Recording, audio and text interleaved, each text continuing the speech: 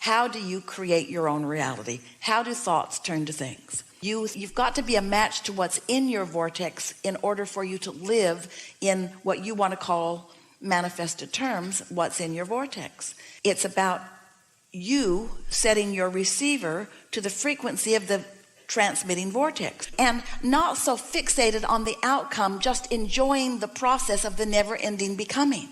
Because what you notice is, as soon as you get something that you've been wanting, you begin to want something else. So there's always going to be that somewhat of a gap between your giving birth to it and it gestating and you receiving it and it coming into full manifestation.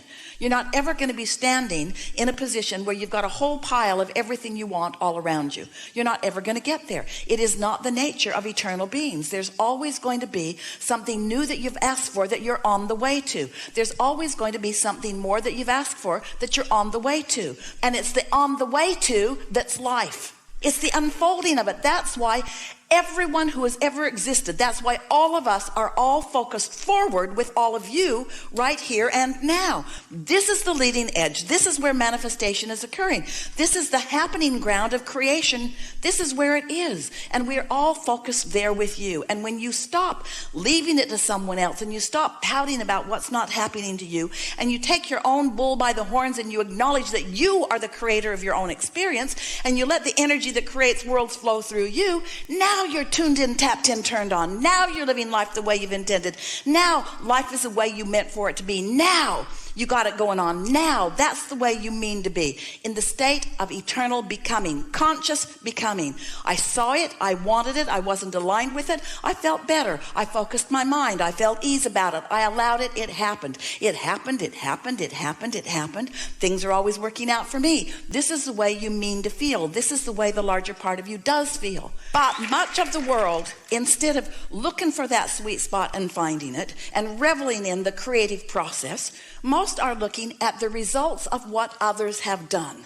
So they're sifting manifested stuff into piles and complaining that their pile's not bigger, that somebody else's pile is too big, completely missing the point of creation and offering their attention to it in the action form instead of into the mind thought form that is really where it's at.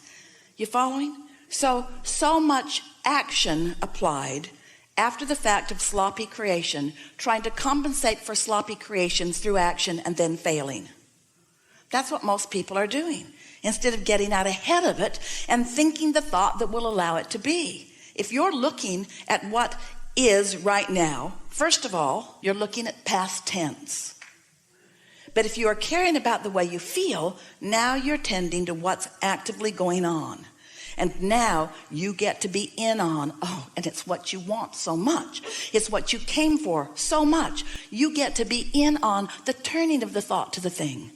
You get to be in on the turning of the thought to the thing. You've already chosen the way you want these things to turn out. And now you're in on witnessing the universal forces assisting you, agreeing with you, supporting you, mandating you, blessing you.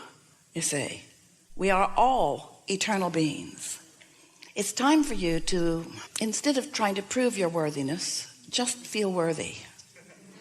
Instead of trying to explain what went wrong, just let it go right. Instead of worrying about the stuff that's not happening, focus on the stuff that is happening, and the stuff that isn't happening will start to happen when you focus on the stuff that is happening. But there isn't anything that will cause you to feel more worthy than to have wanted something you don't have and felt yourself give birth to the idea of it and then to doubt it. And then to recognize that you were doubting it and then do something about that doubt, either by ignoring it, changing the subject, or by speaking general enough about it until you began to soften your resistance about it. And then to feel the ease sweep over you and begin to feel yourself believing it. Do you know that there is as much movement in you moving from doubt to belief as there is from something turning from a thought to a thing?